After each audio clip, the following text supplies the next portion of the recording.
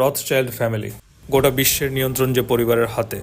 বিশ্ব রাজনীতি, অর্থনীতি, ব্যাংক ব্যবস্থা সহ বড় বড় শিল্প সংস্থাগুলোর নিয়ন্ত্রণ করে থাকে এই ফ্যামিলি। সেই সাথে নিয়ন্ত্রণ করে বিশ্ববাজারে খনিজ তেল এবং সোনার দাম। এছাড়াও রথচাইল্ড পরিবারের নিয়ন্ত্রণে রয়েছে রিয়েল এস্টেট, হীরা, জাহাজ, খনি, হোটেল সহ কয়েকশো ব্যবসা। সমগ্র বিশ্বে যা সম্পদ আছে তার অর্ধেকের মালিক এই রথচাইল্ড পরিবার। বিশ্বের একমাত্র ট্রিলিয়নিয়ার ছিল রথচাইল্ড ফ্যামিলি। বিশ্বের সবচেয়ে ধনাঢ্য পরিবার হওয়ার পাশাপাশি সবচেয়ে রহস্যময় পরিবারের খেতাবও জুটেছে তাদের।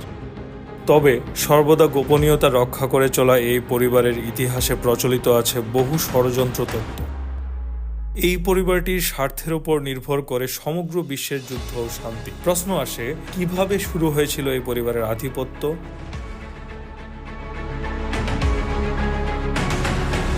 আজ থেকে ২০০ বছর আগে ইউরোপের অর্থনীতি পাল্টে দিয়েছিল এই পরিবার।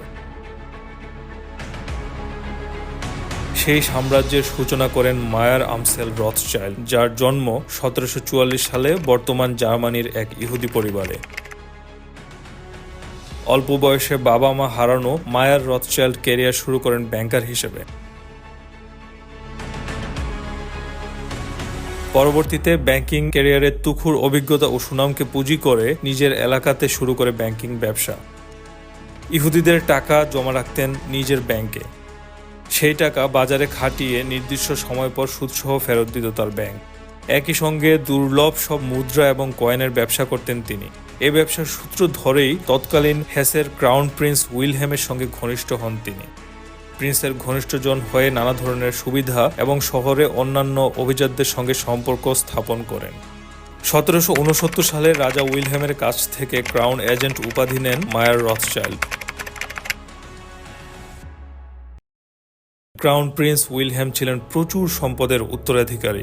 সে সময় খ্রিস্টানদের ব্যাংকিং কার্যক্রম নিষেধ থাকায় অভিজাত খ্রিস্টান পরিবার তাদের আর্থিক লেনদেন পরিচালনার জন্য ইহুদিদের সঙ্গে যোগাযোগ রাখতেন। মায়ার যেহেতু বিনিয়োগে খুব ভালো ছিলেন, ফলে শাসক পরিবারগুলো তার শরণাপন্ন হতে শুরু করে। সেখান থেকে ভালো মুনাফা পেতেন রথচাইল্ড। মায়ার রথচাইল্ডের ছিল ৫ ছেলে। পরবর্তীতে তার ৫ ছেলে আমসেল, সালমন, নাথন, কার্ল এবং জ্যাকবকে নিয়ে ব্যাংকিং সাম্রাজ্য গড়ে তোলেন তিনি। ১৭৯২ সালে ফরাসি বিপ্লবের সময় মায়ারের ব্যাংকিং ব্যবসা ফুলে ফেঁপে ওঠে। সে সময় তার ব্যাংকিং ব্যবসা প্রসারের জন্য এক ছেলেকে ফ্রাঙ্কফুর্টে রেখে বাকি ৪ জনকে ব্যাংক খুলতে পাঠিয়ে দেন লন্ডন, প্যারিস, ইতালির নেপলস এবং অস্ট্রিয়ার ভিয়েনায়। এভাবে রথচাইল্ড পরিবার পুরো ইউরোপের ব্যাংকিং ব্যবস্থার নিয়ন্ত্রণে নিয়ে নেয়। ইউরোপের গুরুত্বপূর্ণ ৫টি শহরের রাজপরিবারের সঙ্গে ব্যবসা শুরু করে। মায়ার রথচাইল্ডের ৫ ছেলের মধ্যে নাথান ছিলেন চতুর্থ, যাকে পাঠানো হয়েছিল লন্ডনে। সেখানে তিনি এন.এম. রথচাইল্ড অ্যান্ড সন্স লিমিটেড নামে একটি ব্যাংক প্রতিষ্ঠা করেন। এই ব্যাংকের মাধ্যমে সে সময় যুদ্ধে সরকারকে অর্থায়ন করা হতো। ১৮১১ সালে নেপোলিয়নের সঙ্গে যখন ইংল্যান্ডের যুদ্ধ হয়, এ সময় দারুণ চতুরতার পরিচয় দেন নাথান রথচাইল্ড। তিনি ইংল্যান্ড সরকারকে অর্থায়ন করতেন এবং একই সাথে গোপনে নেপোলিয়নকেও অর্থ দিতেন, অর্থাৎ দুই দলকেই একই সাথে হাতে রাখতেন। ১৮১৫ সালে ওয়াটারলুর যুদ্ধে ইংল্যান্ডের রাজার কাছে খবর আসে নেপোলিয়ন হারছেন। এই খবর কাজে লাগান নাথান। প্রকৃত খবর গোপন রেখে তিনি এবং তার এজেন্টরা গুজব ছড়ান ইংল্যান্ডের অবস্থা খুব খারাপ, যুদ্ধে পরাজয় অবশ্যম্ভাবী।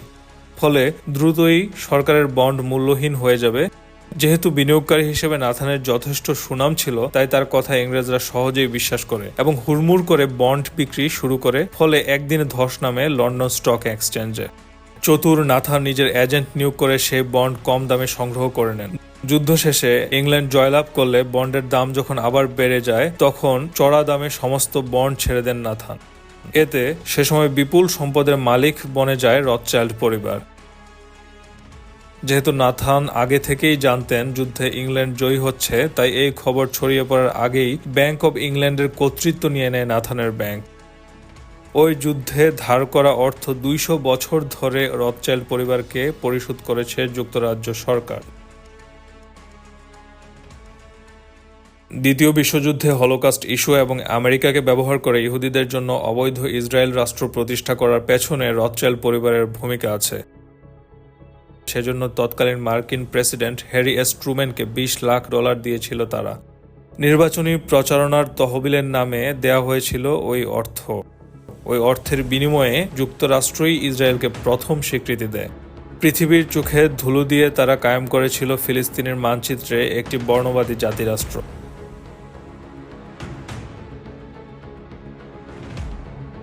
যুদ্ধ, রাজনীতি এবং পারিবারিক প্রতিদ্বন্দ্বিতা গত 100 বছরে কমিয়ে দিয়েছে রথচাইল্ড পরিবারের জৌলুস।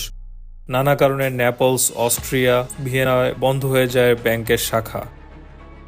বর্তমানে ওই পরিবারের সম্পদের পরিমাণ ধরা হয় $40,000 কোটি। অথচ ফোর্বসের শীর্ষ সম্পদশালীর তালিকায় বিশ্বের প্রথম 500 ধনী ব্যক্তির মধ্যে নেই রথচাইল্ড বংশের কারো নাম। কারণ নিজেদের পর্দার আড়ালে রেখে কলকাঠি নাড়তেই বেশি পছন্দ করেন এই পরিবার।